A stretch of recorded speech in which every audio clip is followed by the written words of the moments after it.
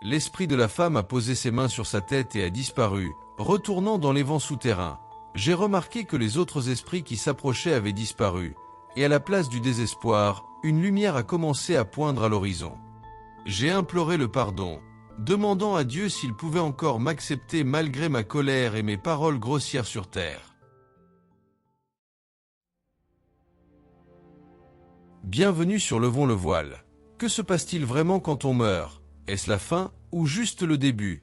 Dans ce témoignage poignant, découvrez l'histoire de David, un homme qui a franchi le voile et vécu une expérience de mort imminente qui a transformé à jamais sa vie et sa vision du monde. Préparez-vous à un voyage fait de lumière, d'amour et de révélation.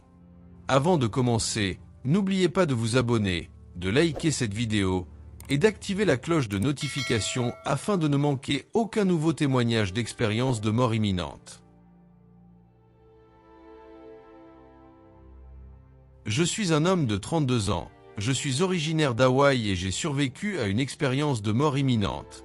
C'est quelque chose qui a profondément changé le cours de ma vie. Pendant des années, je suis resté silencieux, doutant de moi-même, pensant même que j'étais peut-être fou. Mais avec le temps, j'ai compris que ce que j'avais vécu n'était pas de la folie, mais en vérité c'est un cadeau et une leçon. C'était en 1990. Je vivais dans l'East Bay au nord de la Californie. Je venais de rentrer de mon tout premier séjour au ski à Squaw Valley, où j'avais vu la neige pour la première fois. Ce qui avait commencé par une simple toux s'était rapidement aggravé, jusqu'à devenir quelque chose que je ne pouvais plus ignorer. Et malgré mon état, j'ai continué à travailler comme serveur au Berkeley Post Marriott, jusqu'à ce que la maladie devienne insupportable. Ce soir-là, je suis retourné chez ma tante Mel. Il faisait un froid glacial dehors, et moi qui avais grandi sur une île tropicale, je n'étais pas habitué à des hivers aussi rigoureux. À l'intérieur, j'étais non seulement malade, mais aussi rempli de colère, car à cette époque de ma vie, j'en voulais à Dieu. J'étais en colère à cause de ma sexualité, en colère parce que j'étais gay, et je portais cette rancœur au plus profond de moi. Ma toux s'était considérablement aggravée à ce moment-là, et j'avais beaucoup de mal à inspirer et expirer sans effort. À cet instant, je me suis vaguement souvenu du récit personnel d'une personne qui avait souffert d'une pneumonie ambulatoire alors que je déjeunais au chalet de ski de Squaw Valley. J'étais emmitouflé dans des vêtements très chauds pour ne pas avoir plus froid. Le vent soufflait fort dehors, et j'entendais sans cesse la voix de mon père dans ma tête qui me disait « Mon garçon, qu'est-ce qui ne va pas? Tu ne sais pas qu'il n'y a pas de malade dans cette famille. » Sa voix dans ma tête m'a redonné de la force. Je me suis mis au garde à vous et j'ai répondu « Oui papa, je sais ». Alors j'ai enfilé mes mitaines, mon bonnet d'hiver, mes chaussures, et je me suis dirigé vers la porte pour marcher et me réchauffer. J'ai échoué dans ma marche à moins d'un quart du chemin dans le quartier, et j'ai rapidement lutté pour me relever et faire de mon mieux pour rentrer à la maison, en espérant que les voisins ne voient pas ma faiblesse. J'étais en train de mourir et je le savais. Un peu de déni avant la mort est toujours naturel, car cette expérience semble toujours très surréaliste. Je me retrouvais à nouveau sur mon canapé, incapable de trouver une position confortable. J'ai finalement réussi à regagner ma chambre pour m'allonger. C'était une toute petite pièce dans la maison qui ressemblait beaucoup à un grand dressing. Au milieu de la nuit, j'avais enfin réussi à m'endormir, et j'ai été réveillé par une douleur lancinante dans la poitrine. Mes yeux étaient grands ouverts et fixaient le plafond avec terreur. Ma bouche était grande ouverte et je ne pouvais plus respirer. J'étouffais et convulsais dans mon lit. La douleur était indescriptible.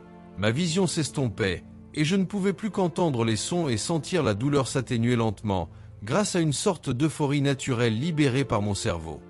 Puis la douleur physique a disparu, mais je pouvais encore entendre mon corps convulser et donner ses derniers coups contre le mur du lit, puis le silence.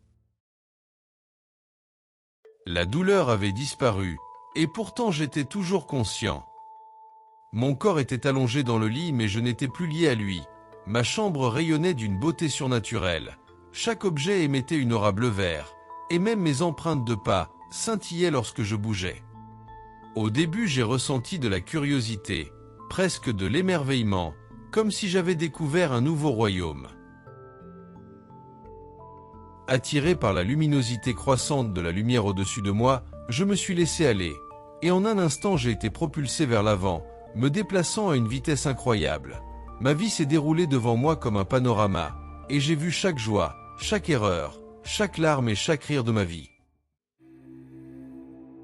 Puis je suis arrivé dans une contrée orageuse, un endroit qui a semblé naître de ma colère intérieure. Ma voix résonnait vers l'horizon devant moi, puis revenait toujours vers moi depuis l'horizon derrière moi. Je trouvais cela très agaçant, car l'endroit où j'étais arrivé n'était pas du tout un environnement confortable. Le sol tremblait, des cheminées volcaniques libéraient de la vapeur, et des ombres d'esprits apparaissaient dans le souffle de vapeur, et commençaient à errer, complètement perdus, comme s'ils cherchaient quelque chose qu'ils ne pouvaient trouver. Je me suis aperçu que j'arrivais à ressentir leur peine et leur chagrin. Ces émotions étaient suffocantes.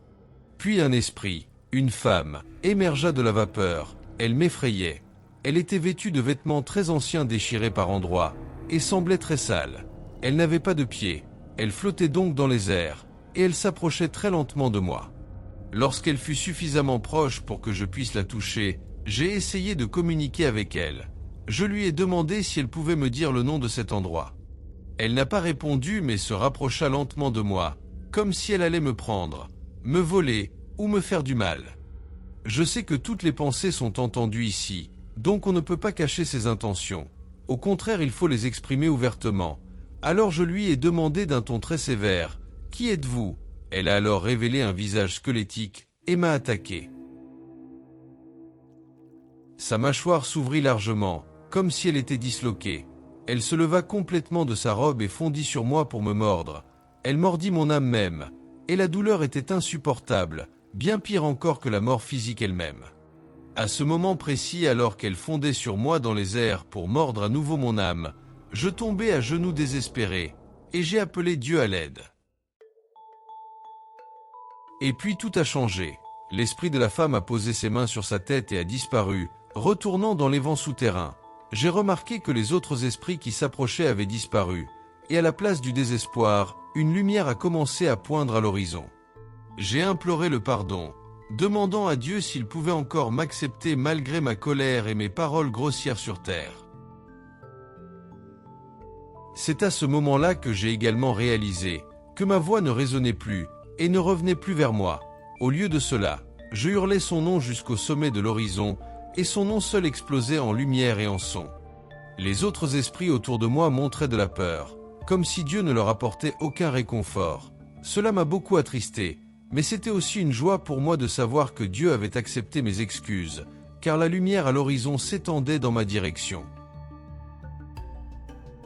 Sa réponse ne fut pas exprimée par des mots, mais par la lumière. Une lumière brillante et rayonnante qui m'enveloppa entièrement. Sa présence m'envahit comme une chaleur, comme un amour si pur qu'il défie le langage humain.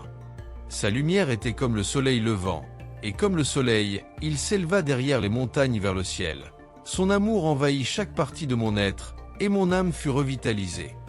La planète changeait également sous sa lumière. Le paysage se transformait, les nuages sombres s'enfuyaient, l'herbe et les arbres poussaient sous mes yeux, des cascades jaillissaient des montagnes, les oiseaux remplissaient le ciel, et chaque créature semblait prendre vie pour m'accueillir. C'était le plus grand des accueils. J'ai ri, j'ai pleuré, je me sentais chez moi, car Dieu était venu, et m'avait pris dans ses bras, et pendant un instant, j'ai connu une paix sans pareille. Mais alors vint le message. Ton temps sur terre n'est pas terminé. Reviens et vis. Il te reste encore beaucoup à apprendre. Je suppliai de rester, mais sa volonté était ferme, mais pleine d'amour. L'instant d'après, j'étais de retour, projeté dans mon corps avec une force incroyable, et mes poumons autrefois obstrués étaient désormais complètement dégagés. Désorienté et un peu confus, je titubais dans la maison, réalisant que les traces de ma lutte étaient toujours là, et pourtant à l'intérieur, tout avait changé. Ce matin-là, j'ai assisté au plus beau lever de soleil de ma vie, avec le ciel peint de rose et d'or, qui semblait rappeler sa présence. Même aujourd'hui, lorsque la vie me semble difficile, je m'arrête pour regarder le lever du soleil, sentant sa lumière briller sur mon visage. Ma vie, derrière le voile. Depuis mon expérience de mort imminente, tout a changé dans ma vie. Ma colère envers Dieu s'est dissipée face à son amour. Je ne me considère plus comme brisé ou rejeté. Je sais désormais que je suis aimé profondément et inconditionnellement. Mon orientation sexuelle, qui était autrefois une source de honte et de colère pour moi, n'est plus un fardeau, car j'ai compris que l'amour divin transcende toutes nos différences. Sur le plan spirituel, je me sens plus en phase avec l'invisible. Parfois, je ressens des énergies, j'ai une intuition plus fine, je ressens un lien profond avec la nature et les personnes qui m'entourent. J'en suis venu à chérir le silence, comme les levées du soleil et les doux murmures de la vie, comme des signes de sa présence.